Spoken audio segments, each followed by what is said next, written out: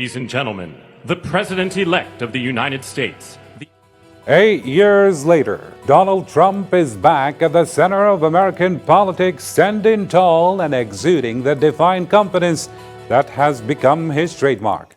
It's as if he's declaring victory over his critiques and seeking the retribution he couldn't achieve in 2020 against Joe Biden.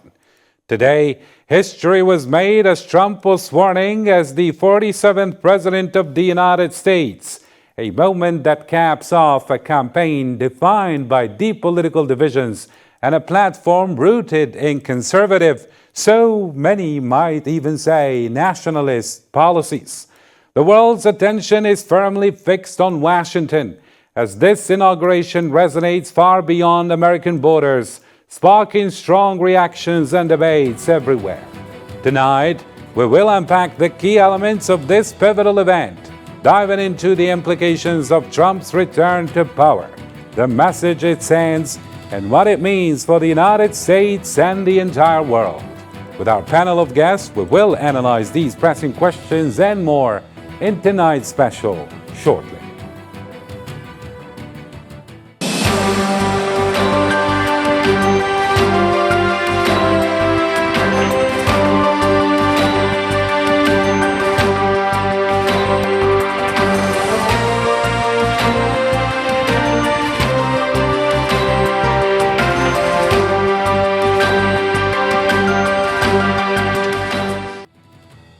Hello there, dear viewers, and welcome to tonight's special. First off, and before we bring in our guests, Donald Trump was eventually sworn in for his second term as the 47th President of the United States, vowing bold reforms, including a crackdown on immigration and economic protectionism.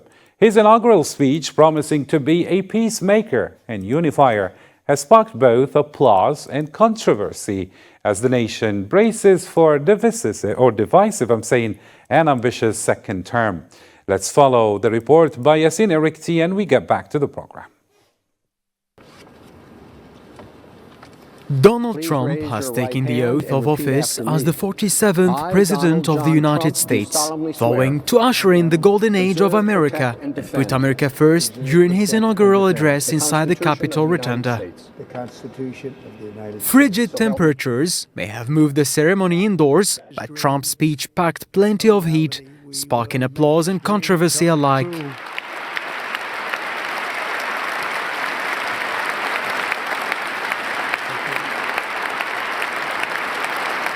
Declaring his presidency a crusade against the radical and corrupt establishment, Trump promised sweeping executive actions, including declaring a state of emergency at the US-Mexico border and reinstating the contentious Remain in Mexico policy. First, I will declare a national emergency at our southern border. We will reinstate my Remain in Mexico policy. Critics argue these pledges are as ambitious as they are polarizing, likening his rhetoric to a tide that's stirring rather than calming the waters. And I will send troops to the southern border to repel the disastrous invasion of our country. In a moment laden with irony, Trump, who himself faced criminal convictions before reclaiming the presidency, vowed to restore fair, equal and impartial justice. Dismissing his detractors as purveyors of witch hunts, he painted his administration as a phoenix rising to restore American strength and dignity. Those who wish to stop our cause have tried to take my freedom and indeed to take my life. The golden age of America begins right now.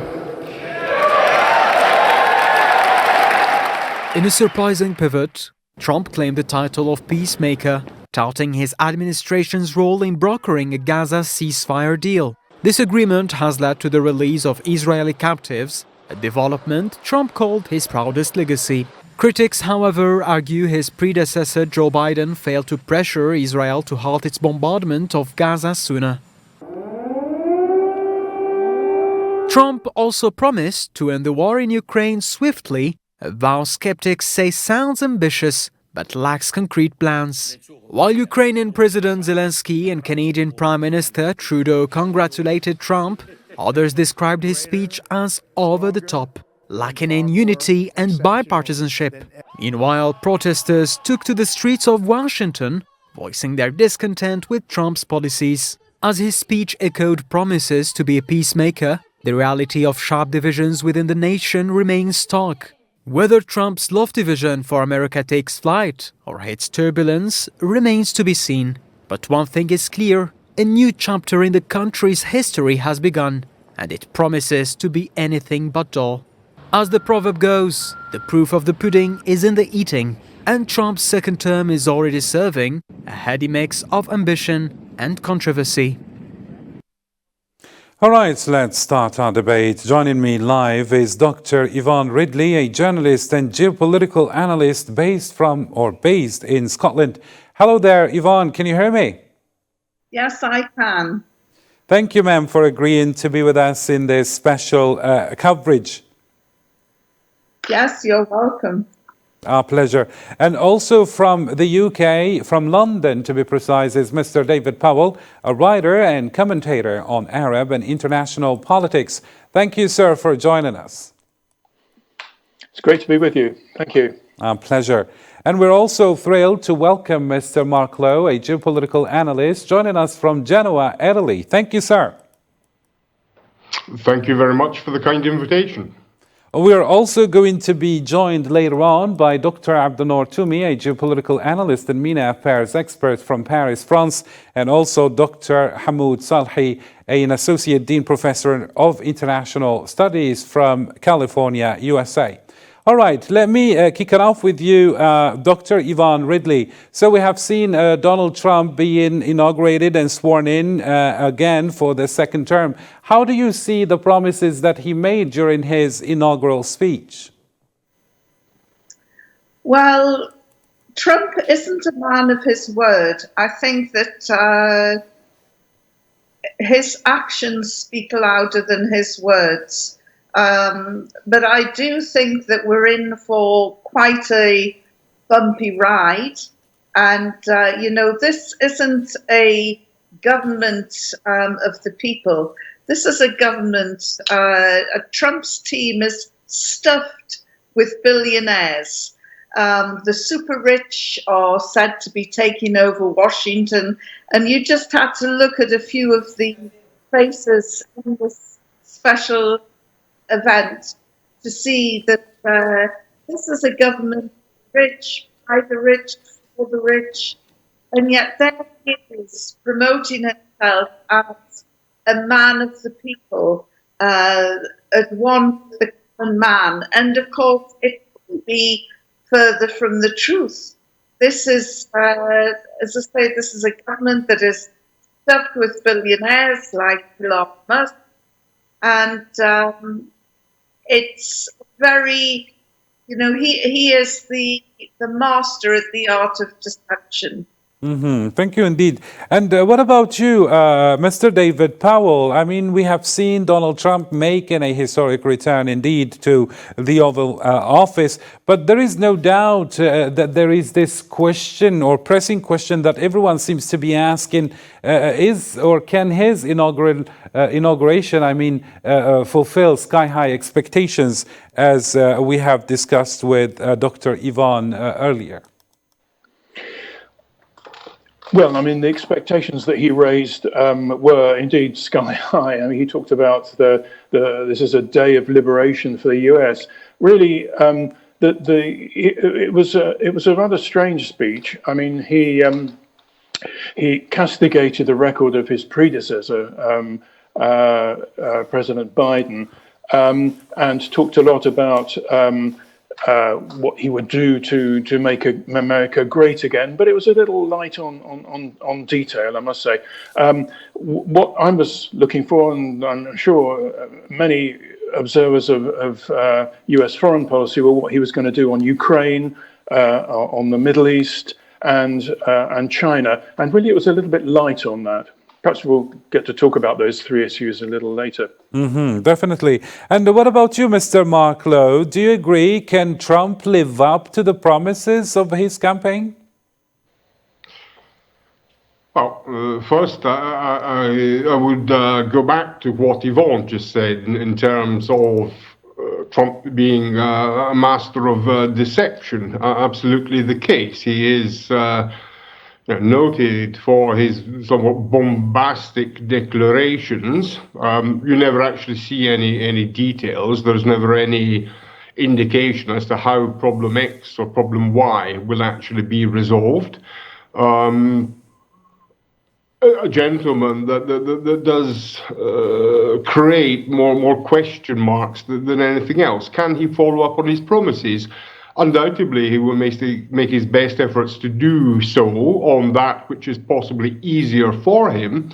But I have my doubts as to quite how efficient he will actually be in realizing some of the objectives that he stated during his election campaign and even during his inauguration speech. So I have my doubts. And getting back to you, Dr. Yvonne, I mean, we have all heard about the declaring of a state of emergency on the southern border. How do you see this affecting relations with Mexico and Latin American countries in general? Well, historically, Trump has always used Mexico as a diversion for other things that he's doing. And you know, I was saying before, he's a bit of a political fraud. So when he's juggling balls on this side, you should be looking at the other side to see what he's doing. And Mexico is an easy shot for him. It's not the sort of country that is going to fight back. And it's not the sort of country that can fight back either. So he's, you know, he is a bit of a global bully. And Mexico and the immigrants is a distraction. This is something that he's an old card that he's played before during his first inauguration. And of course, he said, I'm going to build a wall, a big, beautiful wall. I don't think we've even seen a brick so far. What about you, Mr. David Powell? How do you see the policy of Remain in Mexico impacting refugees and immigrants or migrants in general?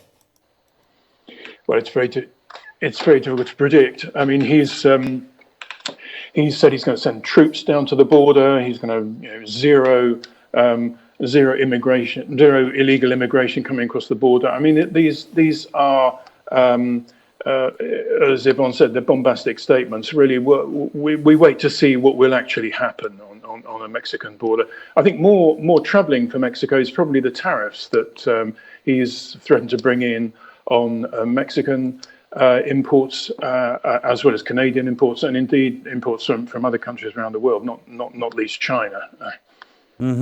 What about you, Mr. Mark Lowe? Speaking of the tariffs, how could Trump's tariffs on Canada and Mexico, for that matter, spark legal or diplomatic pushback? Well, first and foremost, I think the question is, would Canada or would Mexico actually want to get into a fight? Probably not. Most probably the question that has to be answered right just now is, how do we deal with the eventuality that Trump is true to his word and does attempt to impose some quite radical tariffs? How can we work with him? How can we work with somebody who is basically a bully? How do you deal with somebody who has a completely different mindset? Somebody who on many occasions has been defined as the disruptor in chief, somebody we know very well to be a trickster, someone that basically you cannot trust at all. And indeed, and again, referring back to one of the comments that Yvonne made, And I will comment on you as well, David. But yes, while he's juggling with one hand, we should be looking at what he's doing with the other hand. Yes, absolutely. So the question really is, given the fact that he's so incredibly difficult to predict, given the fact that he's capable of inventing something from one day to the next, how do you deal with that? So it's not the end of the world. Worse things have happened in the past.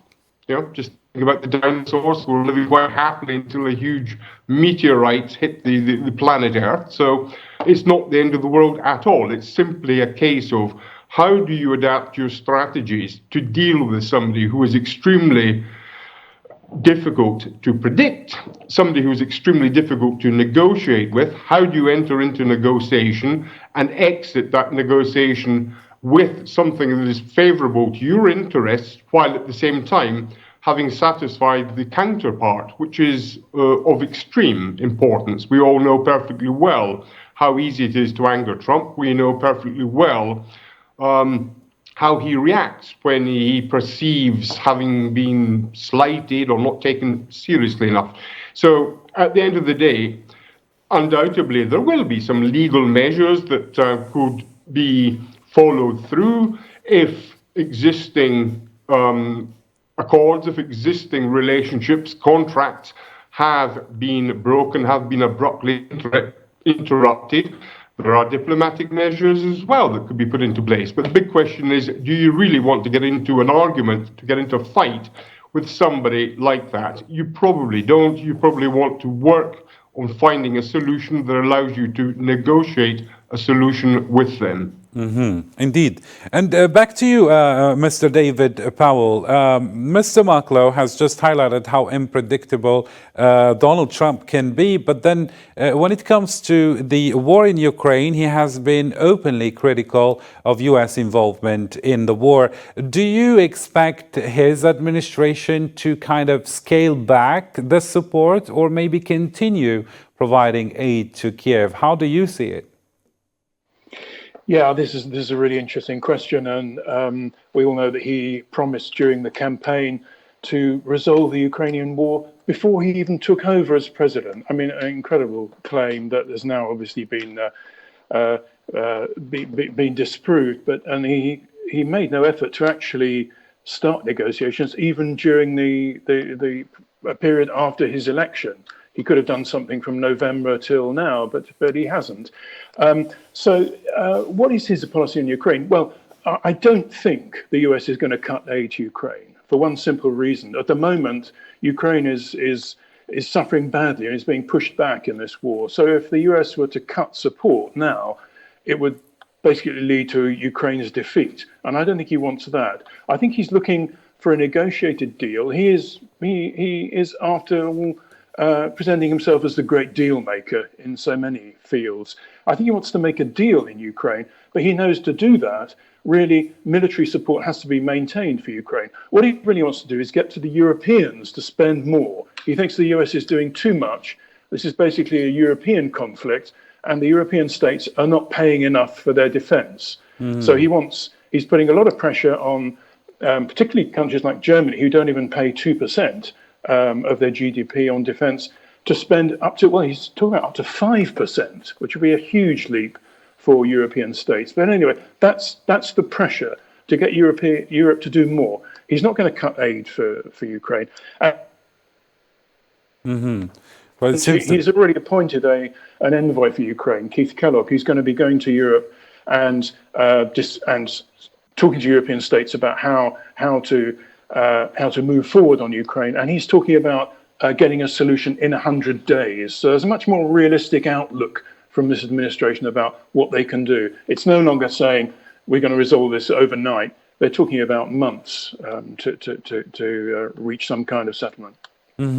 What about you, Dr. Yvonne Ridley? I mean, Mr. David Powell has just spoken about the fact that maybe Donald Trump will have to impose some kind of a payment on the military aid on Europe. Do you think that this Trump's demand, I mean, for Europe to pay for military aid, could actually strain the transatlantic ties here? I don't think it will. I think the rest of Europe are bracing themselves for Trump. They're aware that he wants value for money. He thinks that Europe has been backsliding when it comes to NATO. And he, again, is playing to a domestic audience when he's saying, what are we getting for our money? Why isn't Europe paying the same that we are? However, he also likes the fact that America is regarded as the world's policeman and is a lead in this world. But I can't see that he would shrink the budget in Ukraine. I think that he will use Ukraine to try and stoke up this romance that he has with Putin. And I think that, the fact that Putin gave a statement today acknowledging and congratulating Trump on his inauguration, I think he even called him courageous. I think Trump wanting to do a deal, some sort of deal with Russia, which again, Europe will be bristling over. But this isn't a president who is out to make friends and influence people. This is a president who is in his final term of office, and he wants a legacy. He wants the Nobel Peace Prize. He wants a position on the stage. Clear indeed, and thank you for those highlights. Now, getting back to you, Mr. Mark Lowe, do you think the humanitarian crisis that occurred and the genocidal war in Gaza, Palestine, has drawn actually a global outrage? But do you think this could maybe influence Trump's policies to seek some kind of a permanent resolution to avoid such dreadful scenario to happen again, given the fact that he's already given himself and his administration the credit for the recently agreed upon ceasefire, or maybe he could further escalate the tensions in the coming days? Well, first and foremost, the merit goes to Joe Biden's administration, and then we can argue that Trump's intervention, very, very recent intervention, was that which perhaps tipped the balance slightly. Trump came in not so much with a carrot, but with a stick. And it's perfectly clear to Israeli counterparts that they are very, very much dependent upon this incoming, no longer incoming, the actual American president, and therefore it was very, very important to keep him happy, to listen to him. This was a deal that in any case had to fall into place, absolutely unsustainable otherwise, but I think that without a shadow of doubt, Trump's very, very harsh and very, very direct words did very, very much tip the balance. But at the end of the day, the merit is anything other than Trump's.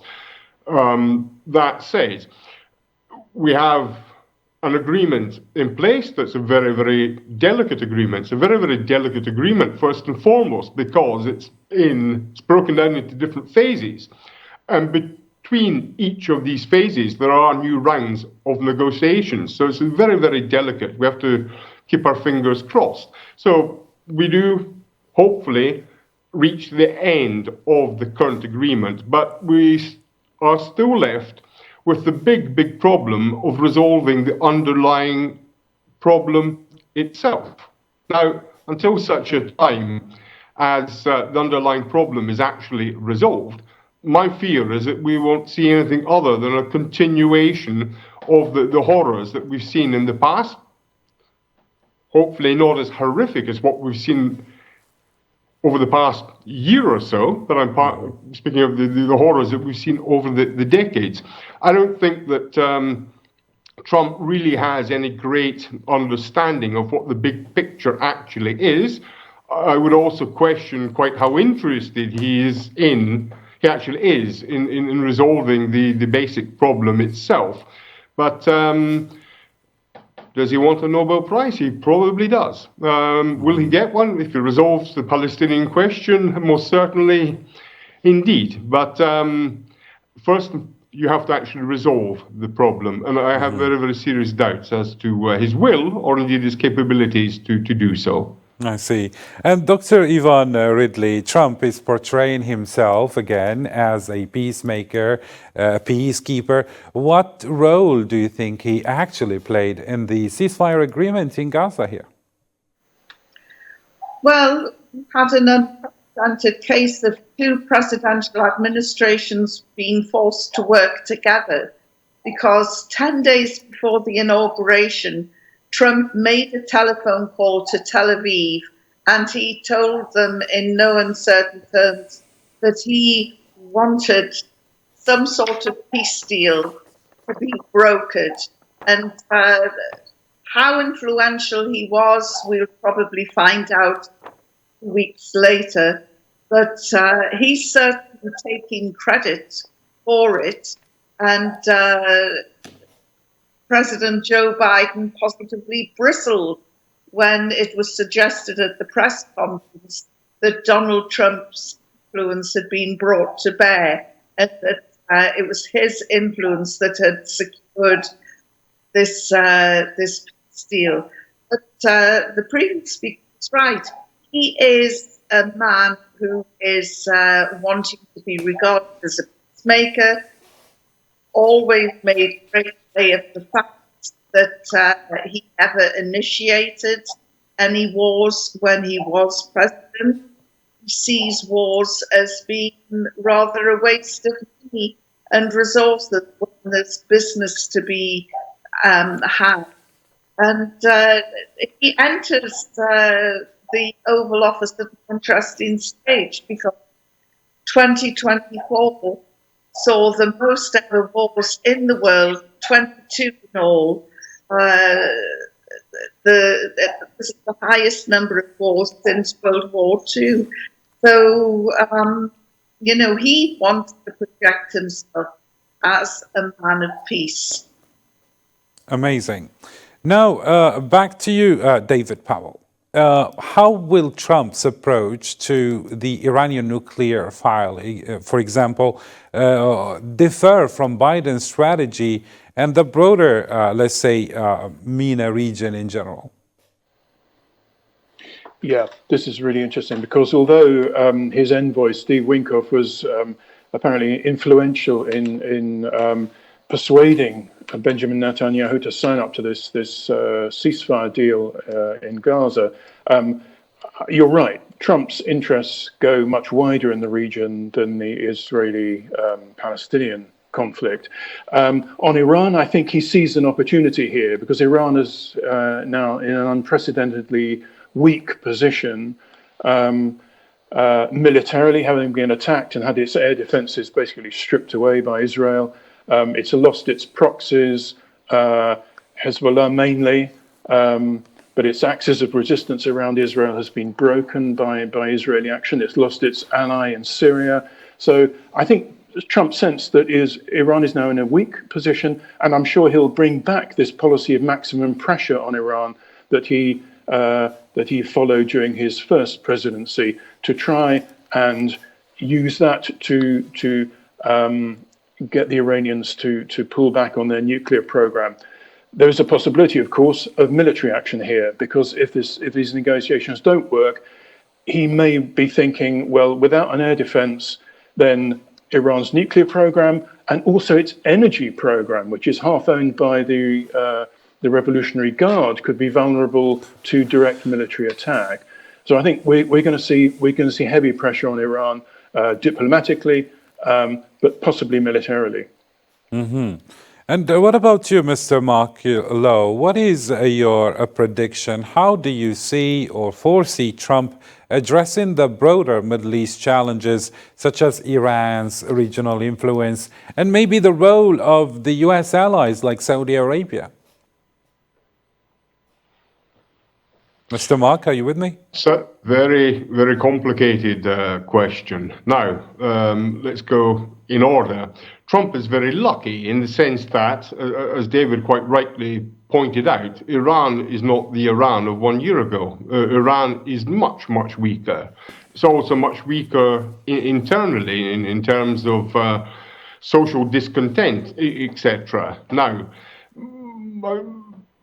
quite what a plan, quite what an idea, or quite what a strategy Trump may or may not have for the greater Middle East area is really anyone's guess. Now, it would seem only logical for any Trump strategy to be perfectly integrated with that of the Israelis, in the sense that Israel could act as a proxy force. We could even argue that over the past year or so, Israel has actually been acting as a proxy force for US interests. But that's a discussion for another day.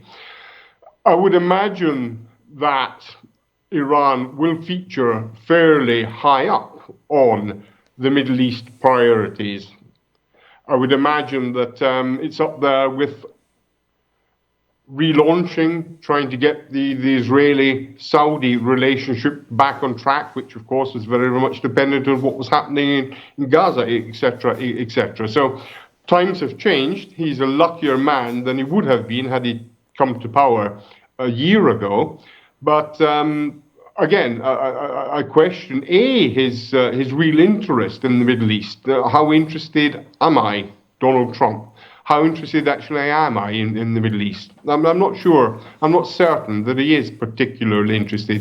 I have the suspicion that if he could, he would prefer to ignore the Middle East, turn his back on the Middle East, and focus his interests elsewhere. It's very, very much dependent upon the what do I get in return? We go back to the concept of, if I make an investment, what is the return on that investment? And a peaceful Middle East may not exactly be, to Trump, a convincing answer to the question, what do I get in return? A Middle East that goes even crazier is certainly in nobody's interest. But right at this present moment in time, I have my doubts as to quite how high up on Trump's agenda the greater Middle East area actually is. Mm-hmm. And Yvonne, I mean, on the one hand, Trump says he's a peacekeeper, and on the other, he makes threats of invading Greenland, for example, and reclaiming the Panama Canal. How would maybe Denmark and the entire world react to Trump's threats here? And what are the global stakes? I'm saying, according to you. Well, I said at the outset that you can't really take seriously anything that Trump says, but his actions speak louder than words. He has shone a light on Greenland, and the Greenlanders apparently are having quite a tough time with Denmark, but obviously they don't want to be sold off to Trump. It is an interesting situation, and it's a classic case of Trump making people look at one side, and when their attention is taken away, he then does something else. So that was quite extraordinary, the Greenland thing. Again, with the Panama Canal. Is another example of Trump, and I think he's deliberately trying to distract attention. But I also think he is fascinated by Iran, and I'd heard that before the inauguration, he had people trying to make contact with Tehran. Now, if this is the case, I think that the picture is after is a photograph with the supreme leader, just the same as he courted the leader of North Korea, Kim Jong-il. I think that he's actually really wanting to sit down and have an audience with the supreme leader. Trump is fascinated by anyone who commands the power and the millions in adulation somebody like the Iranian leader has. So that's my tip for the future that might be worth revisiting. What about you, Mr. David Powell? How do you read the threats of invading Greenland and reclaiming the Panama Canal? How would Denmark react according to you? And what should the world expect from Trump's threats? I think he's playing games. He was asked in a conference whether his threat to take over Greenland meant military, and he didn't rule it out. But I mean, there's no possibility of US taking military action against Greenland. Denmark's a NATO member; it would be outrageous. But it's just another kind of thing he's thrown out there to make people guess. And the US does have interest in Greenland. Basically, it fears Russian influence in the Arctic. The Russians and the Chinese are staking their claim to the Arctic as the polar ice melts and the possibility of drilling for minerals in the Arctic becomes real. He sees an opportunity there for the US, but it won't be military. It'll be diplomatic, financial. But just to come back to the Middle East for a second, before we get off the question of Saudi Arabia, I think my two guests brought this up. I think the Saudi angle is one that's very interesting. Everybody's been asking, since Trump put pressure on the Israelis to sign up to this deal, what was the quid pro quo? What was he hoping to get from Netanyahu in return? What is he going to pressure Netanyahu to give on? And I think the great hope he has, if he's hoping to win the Nobel Prize or get a big peace prize, is Saudi-Israeli peace deal. This would be his great dream, and it's also Netanyahu's. Now, I think both men want to see this happen. I mean, the Abraham Accords, the peace deals between Israel and 4 Arab states, were his great foreign policy achievement in the last presidency, and I think that's what he wants to do. But he knows that Saudi Arabia is looking for security agreements from the US, and also wants the Israelis to sign up to a pathway for a Palestinian state. So I think we're going to see him leaning on the Israelis to do something on a Palestinian state and possibly offer some kind of security guarantee to Saudi Arabia to persuade them to make this peace with Israel. And back to you, Mr. Mark Lowe, away maybe from the Middle East issue, which is really spiky, and of course, nothing in this world can actually be enough. I mean, when we speak about the time to discuss this, how might Trump's approach in general to global governance impact maybe the United Nations and other multilateral organizations, as we speak maybe about the International Monetary Fund and so on and so forth? Well, we know that Trump has no great love for the international institutions. We know that Trump has no great love for international rule of law. We know that his approach is always very, very disruptive. So I would expect that during his term in office, he will represent quite a serious difficulty for the United Nations, for the International Monetary Fund, for a great many other organizations. So, what does Trump actually want? Much as he may very much like the idea of the United States of America being the global police force, I don't think that he really has any great intentions to maintain that. I think that, to use the word that would actually be quite interesting to go onto a search engine such as Google, and there's a search parameter, use the word transactional, and see on how many occasions that word has been used over the past couple of months. There must be an increase in the use of the word transactional that is absolutely exponential. That said, Trump's policies will be based on exactly what he can bring home, and therefore one similar individual that has absolutely no fear to act as the great disruptive force won't have any hesitations whatsoever on ignoring existing standards or adhering to agreements that have been reached in the past. I think Trump will very, very much base his foreign policy on the concept of what do I get in return, unfortunately focusing the vast majority of cases focusing very, very much on the short-term benefits rather than reasoning in terms of long-term plans or long-term strategies. So I think that the danger is that we have somebody occupying the Oval Office who will base the next 4 or 5 years of American strategy on what can I do that will bring an immediate return, what can I do that will bring immediate benefits, and an individual whose administration will not be altogether too focused at all on the bigger picture or on the long-term plans or strategies. Mm-hmm.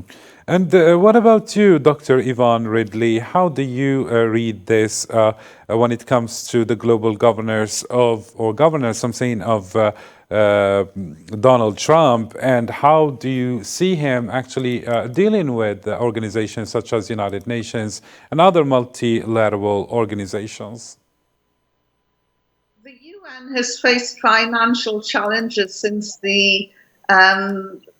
its inception, and its liquidity challenges have been particularly pressurized in recent years, largely due to the practices of the United States and Israel. Israel is trying to undermine the United Nations. We've seen this during the Gaza war. Now then, it is going to take about $1 billion to clear all the rubble out of Gaza, and people are wondering, well, who's going to foot the bill? And I fear that it might fall onto the UN, which doesn't have that sort of money. But the UN would be expected to take a lead in such an initiative, and this is where will come in and play the money man broke games. And so, I think that the UN will come under a lot of pressure, but nothing new. The UN has survived a lot worse than Donald Trump. Mm-hmm. And back to you, Mr. Marklow, maybe a little bit away from what is happening in Gaza. We also have this issue of US-China relations having been kind of escalating for years. How do you see Trump addressing this rivalry between USA and China, particularly on trade and military fronts? Well, I think that in his heart of hearts, Trump actually does understand that a good relationship, a constructive relationship with China is in his interest, his country's interest, and everybody else's interest. However, having said that, at the very, very same time, he has, and in many cases is with very, very good reason, he has a number of suspicions. Now, the first thing that Trump absolutely detests is this imbalance in trade with China. That's something that he wants to address immediately. He's also made a number of suggestions, the same suggestions that he's made to other countries. If you want to continue selling to the United States, build a factory here, produce whatever it is that you produce it here and sell it to us. And we move on to the concept of tariffs, enormous tariffs on imported goods and products. But there's a very, very simple problem. That causes inflation. That hits his electorate very, very hard in the pocket. If all of a sudden imported goods are subject to massive tariffs, massive import taxation. So there has to be some middle way. There has to be some form of agreement that can be studied in order to, on the one hand, address this trade imbalance, but at the same time, not to exaggerate with extremely heavy import taxes and tariffs. As regards the military and also technology, not only military technology, but technology in general, that's another very thorny issue. That's another particularly important question for the United States of America.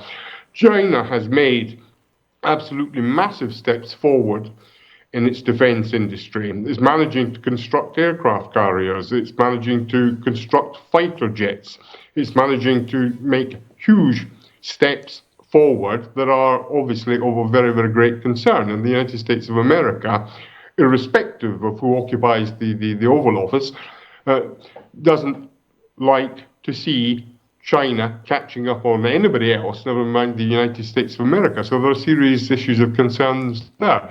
As far as technology is concerned, the American economy, and here you could open a question asking if just quite how aware of the fact that America is now very, very technological as opposed to, a producer of steel and car tires, but a very, very important part of the economy as demonstrated by the presence of so many technology bosses at his inauguration today and all of his new technology friends, people that spoke very, very badly of him only a few years ago are now queuing up to donate money and to support him. American technology must absolutely stay ahead of Chinese technology.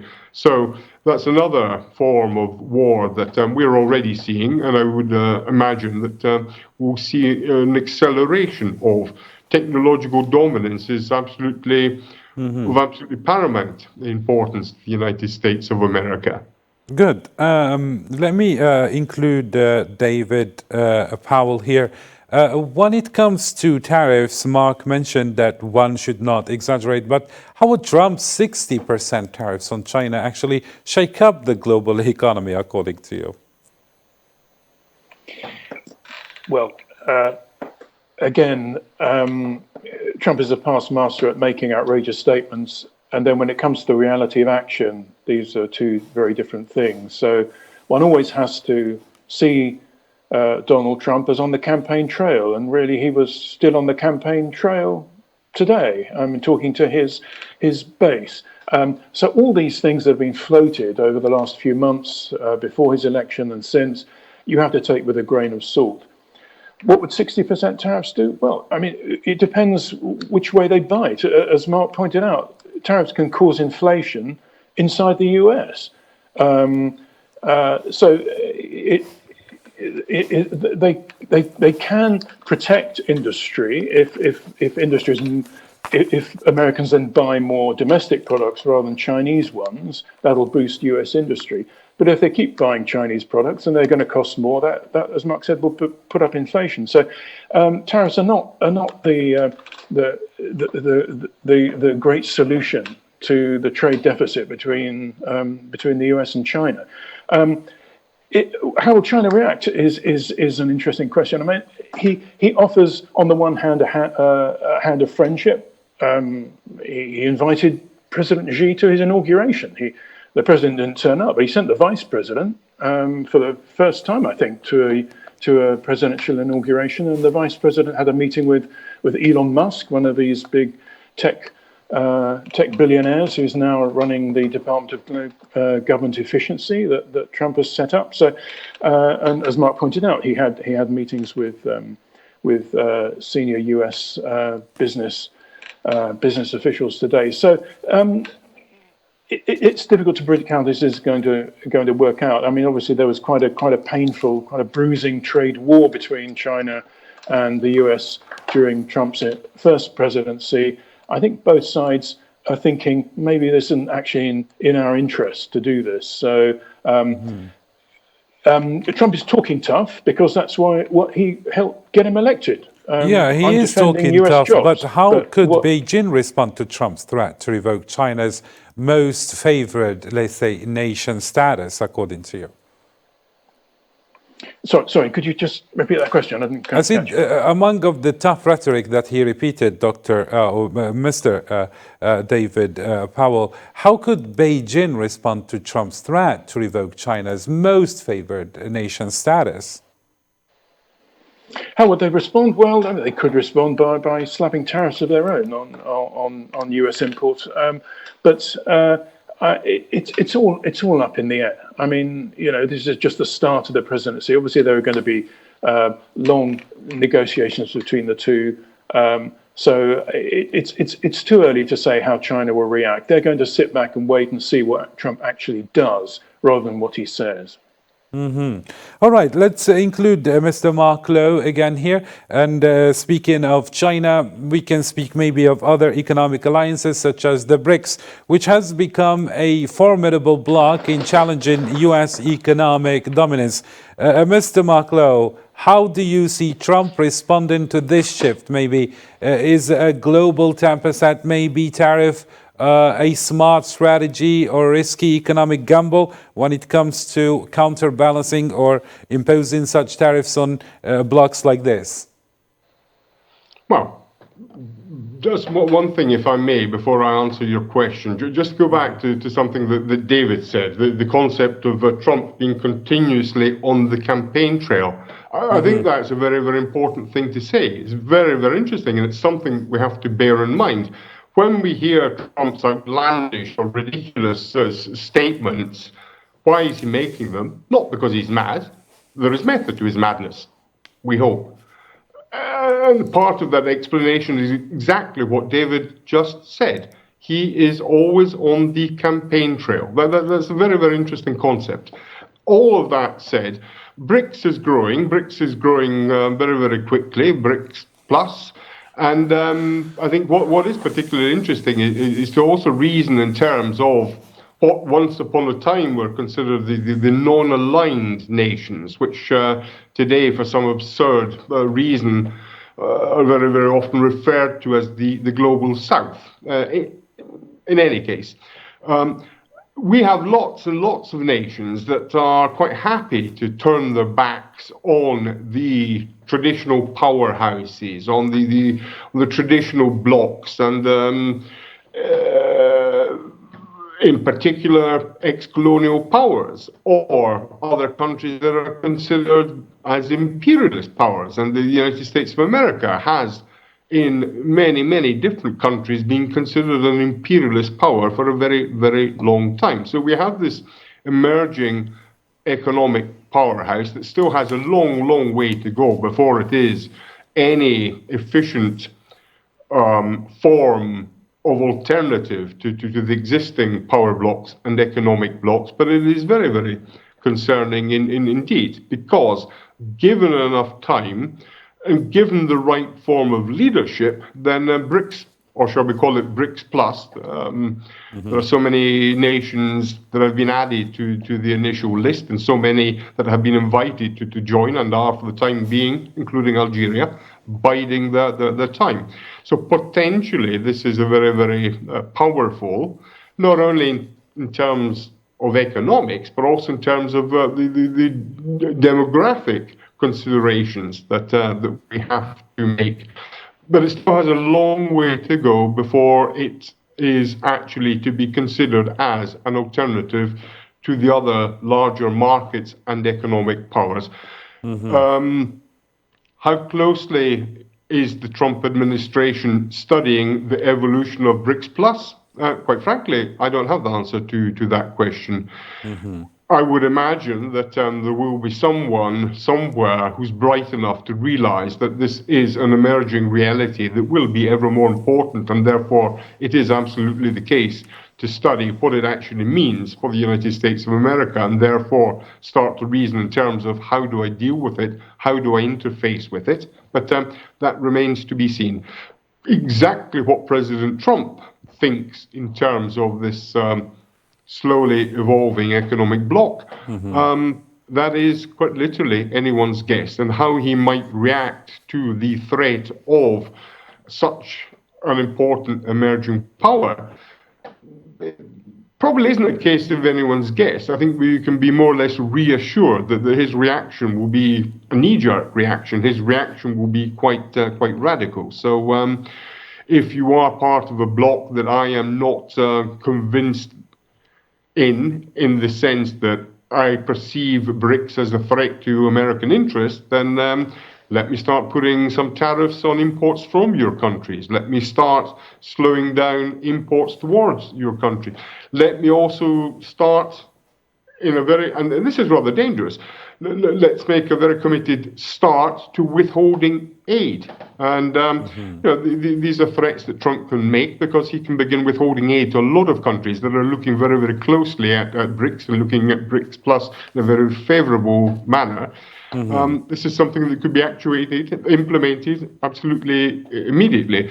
But that obviously is a case of who does the United States see as being strategic to their foreign policy strategies, and who is not. So we have to wait until such a time as we actually understand what America's future foreign policy will be, to understand who might begin to suffer a lack of assistance and aid from the United States of America.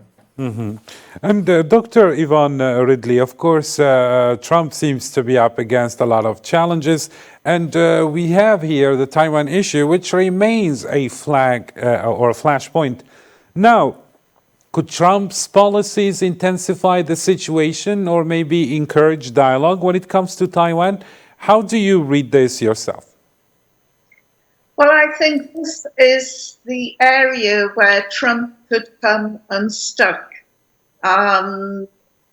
China, he always saves his most aggressive rhetoric for China. And of course, we just touched upon BRICS there, which is growing and getting new members all the time. And of course, Trump's tariff threat is conditional on BRICS dethroning the US dollar as the world's most widely used trade currency, which could prove to be a very tall order for the alliance. But I think that any trade tariff that Trump is threatening in that region, China could easily step in and ease the pain of any measures against BRICS members. So it won't reduce, his arrival in the White House won't reduce the size of BRICS.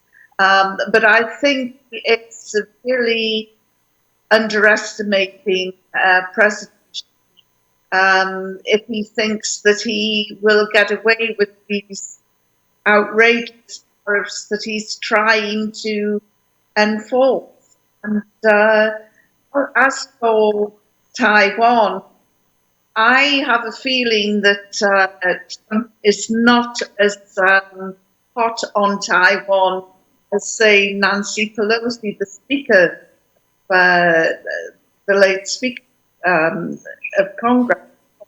She went over and caused virtually an international incident by visiting Taiwan.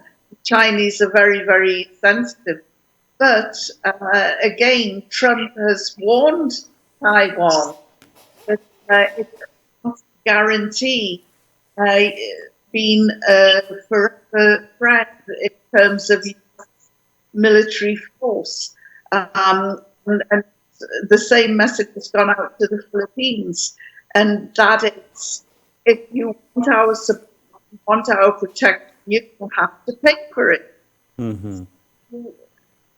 I don't think Trump is the guardian angel that people think that he will be when it comes to Taiwan. And of course, the Chinese are very, very prickly over Taiwan. And for a lot of people, they think it's only a matter of time before China moves and takes Taiwan.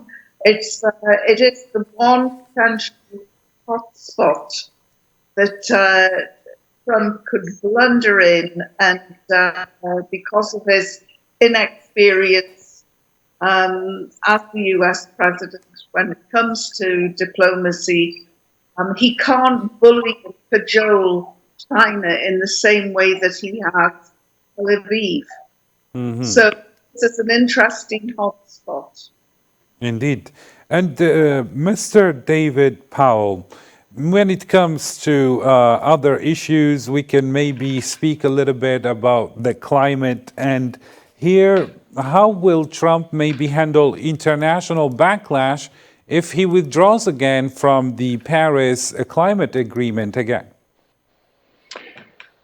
Yes, this is obviously an area of considerable international concern. He's made public that he will withdraw again from this Paris Agreement in the very year that we've crossed the 1.5 degree increase threshold over pre-industrial levels. In other words, the climate is warming in a way that's unprecedented. And I think his announcement today of this energy emergency, was something that caused or will cause quite a lot of concern, because the elements of it seem to be drilling, unrestricted drilling for oil and gas in areas where this hasn't been happening before, and that will cause a lot of concern. However, and it could be that this is there is an overstatement of the danger of this, because oil and gas prices could fall if there was more drilling in Alaska, for instance, which is one area where he's talked about drilling for oil and gas. The American energy companies are worried about too much oil and gas flooding the market and bringing the prices down. So I don't think we're going to see unrestricted drilling. But yes, obviously, withdrawing from this important international agreement and his general attitude to climate change not being a problem is something that's going to worry the international community a lot. And back to you, Dr. Yvonne Ridley. How will deregulating here electric vehicles and clean energy policies affect investments in green technology as a broader, let's say, image on this aspect? Well, his right-hand man, Elon Musk, of course, owns the Tesla electric cars. I'm sure that the Trump presidency will look after its very wealthy friends, and that, you know, they will prosper. But I also think that Trump will cause concern in Europe. He's not a cuddly green president, that's for sure. And he's saying that he will withdraw from the Paris Climate Agreement, which will put him alongside countries like Iran, Yemen, and Libya. So, you know, there's some very uncomfortable bedfellows there for Trump. But he's declared war on woke. He looks at eco warriors and climate protesters as being very woke. So again, this is another area where his lack of expertise and his love of fossil fuels will cause some waves in the Oval Office. And of course, he's just, you know, the Californians have just had their worst fires in the history, and many people are saying this is because of climate. So he's going to have a lot of unrest domestically over withdrawing from agreement. And what about you, Mr. Marklow? How will Trump's focus on fossil fuel in his energy policy shape America's stance when it comes to climate change? Well, we all know that Trump is a great lover of fossil fuels. We also know that the fossil fuel producers in the United States of America view a similar president favorably. And we can also take it as a granted that Trump will try his very, very best to encourage the fossil fuel producers in the United States of America to produce more and more. However, oil producers operate according to market conditions. They don't up production because a president or a federal government asks them to do so. They react according to market conditions, but perhaps we can get back to that later. But we've seen in the past exactly what level of consideration Donald Trump has for global warming, for climate change. He has absolutely none whatsoever. He could be defined as a denier of climate change. He can be defined as one who simply sticks his head in the sand, or perhaps even worse, does not stick his head in the sand and ignore things. He simply doesn't believe them. End of story. Now, that is a horrible situation, a horrible standpoint for somebody who is the most powerful man in the world. So withdraw. He's made his declaration. He will withdraw. This is not something that is what anyone would have desired. It's not something that should surprise us. Trump has always been very, very vocal in regards as to his considerations and concerns in terms of global warming, climate change, etc. So it shouldn't surprise us, but it's not something positive at all. That's a rather ridiculous statement for me to make, in the sense that it's completely obvious that it's not positive. But again, unfortunately, it is a case of we can expect the worst. Indeed. And Mark, just one more question. Since you said that he is withdrawing from the climate change, he's not a very green, let's say, president. Now, how will this benefit certain countries, especially oil-producing countries? And how do you see Trump's economic plans maybe impacting U.S. Gulf energy cooperation here?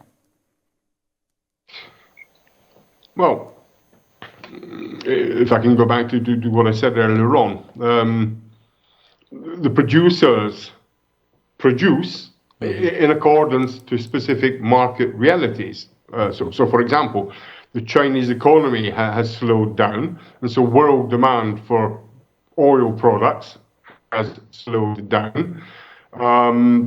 What is Trump going to do to incentivize his producers to produce more? There are many, many ways he could actually do that, and that could spark a price war, without a shadow of doubt. If the United States of America was to actually increase its production, that would not be appreciated in the least by America's friends and allies. It would not be appreciated in the least by the OPEC nations.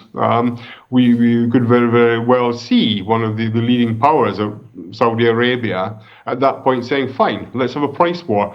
It doesn't cost me anything to extract the oil from under the sand in Saudi Arabia. It's not the North Sea, mm-hmm. It's not the Mexican Gulf or the soon-to-be called American Gulf. Mm-hmm. It's very, very easy for us to spark a price war, and that would be one that America would certainly lose. It might initially be of benefit to the consumer and to those who produce, so the manufacturers, but that would be a very, very short-term gain. So it's not something that we want to see at all. Now, if global production rises and therefore by consequence, demand for oil rises, then fine. There is a place for greater American production, absolutely. But until such a time, I don't think it's. I don't think that Trump is really going to be able to convince anyone to produce more. Would almost exclude that. And also, if we go back to what others were saying, David mentioned this, Yvonne mentioned this earlier on. One of Trump's biggest objective is to get the Israeli-Saudi deal back on track. So one of the last things I want to do is annoy Riyadh. Well, a reasonable person would avoid annoying somebody that you actually want something from. But here we're talking about somebody who is very, very difficult to predict and is often somewhat erratic. Anyhow, that said, the message from Trump is very, very clear. He could not care less about the environment. End of story. All right. And just away from the environment, since you mentioned a fierce competition when it comes to a price war that nobody wants, but Mr. David Powell, do you think maybe Trump is willing to expand U.S. influence in Africa, sparking his competition maybe with China? Well, I think he's conscious of the expanding influence of America's chief rivals, China and Russia, in Africa, as he is in other parts of the world. So yes, I mean, he hasn't said a lot about Africa. He's not put it forward as a priority area, but certainly it would be. It would be a part of the world where he would want to see the US not lose out to influence from the main rivals, namely Russia and China. But we wait and see what his policy might be towards Africa. Mm-hmm. And what about the policies toward Asia, Mr. David Powell? Do you think this would actually reinforce American security, or maybe we're heading towards something threatening the entire regional stability? Well, again, we need to see what the overall ideas that he's put forward translate to in terms of policy. I mean, it looks as though the challenging China in the Indo-Pacific area, it will basically entail the same as his attitude towards Europe. In other words, US allies need to do more. They need to step up and contribute more to their own security and not rely on the US.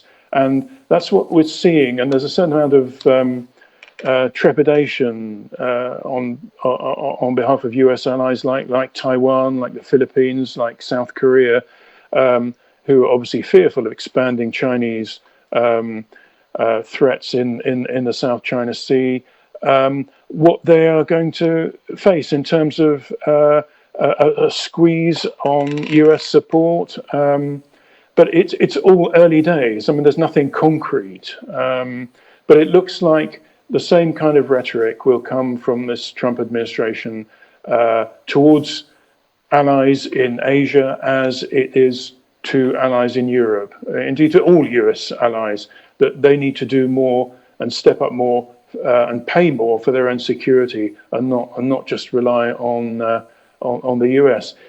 In terms of what will actually happen, I think, as Yvonne said, Taiwan is the big question. You know, if the Chinese do actually turn their threats into physical attack against Taiwan, what will the US do? We don't know, and Trump won't say. He'll want to keep China guessing. The one thing he doesn't want to do is show his hand early, as the great negotiator that he aspires to be. So we won't know. There will be, I'm sure, in-depth discussions between Washington and Beijing about this question, as about all security questions in the Indo-Pacific area. Mm-hmm.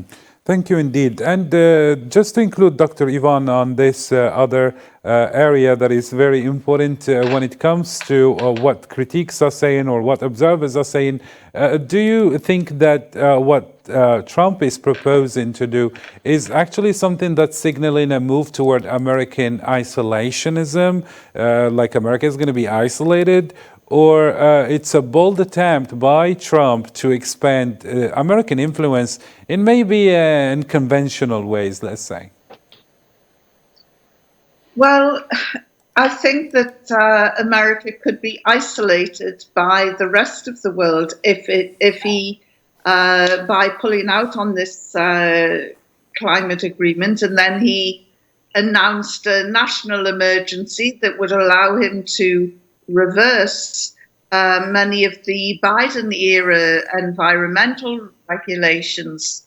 I think we can all remember him saying, "We will drill, baby, drill." And of course, he was getting lots of applause when he said that. But in his inaugural speech, he also vowed that the US would embark on a new age of oil and gas exploration.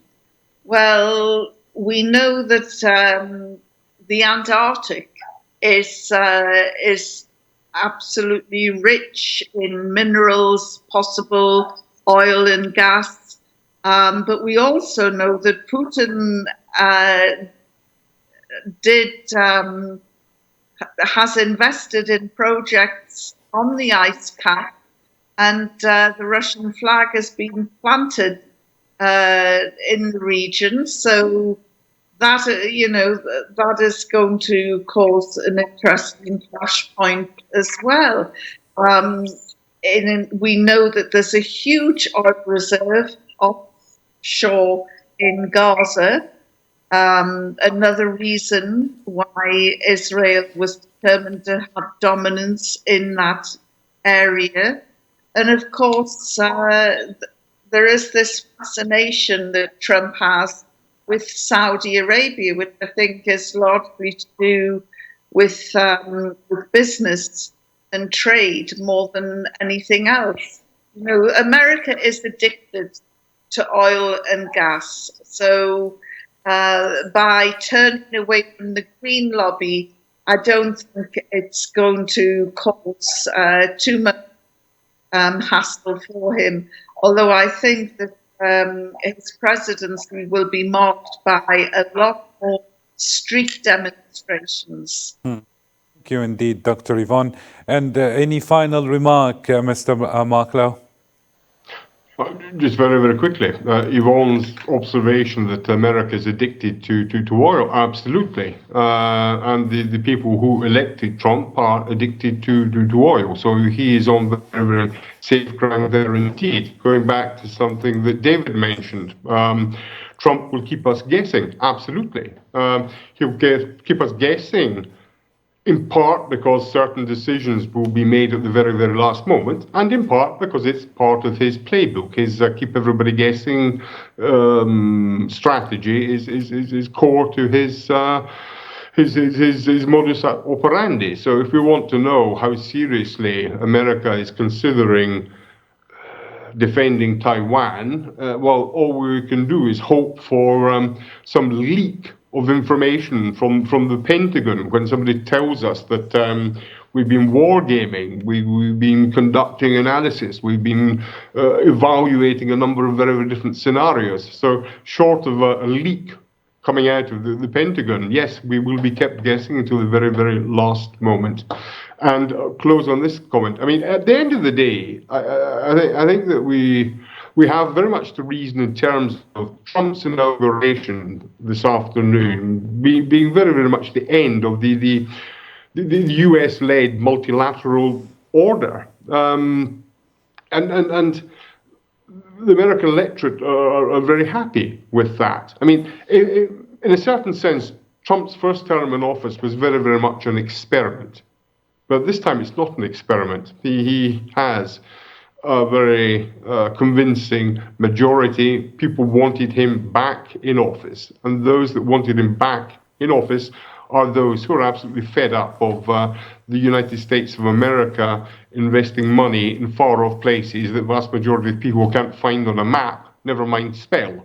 So we will undoubtedly have a foreign policy that is based exclusively on the what's in it for me in the short term concept, rather than long-term, bigger picture strategies. So and here I shall close, the United States of America cannot isolate itself from the rest of the world. But I think with Trump, the United States of America will become far, far more selective in regards to where it has and where it does not have interests. Clear. Thank you indeed, Mr. Marklow, for all these insights. I would like to extend our heartfelt thanks to all our distinguished panelists, including those who could not join us due to a technical issue, Dr. Hamoud Salhi and Dr. Abdul Noor Toumi. So thank you, Dr. Yvonne Ridley, Mr. David Powell, thank you indeed, and Mr. Marklow, thank you for all the insights. And to you, dear viewers, thank you for tuning in to our channel. And until next time, have a good one.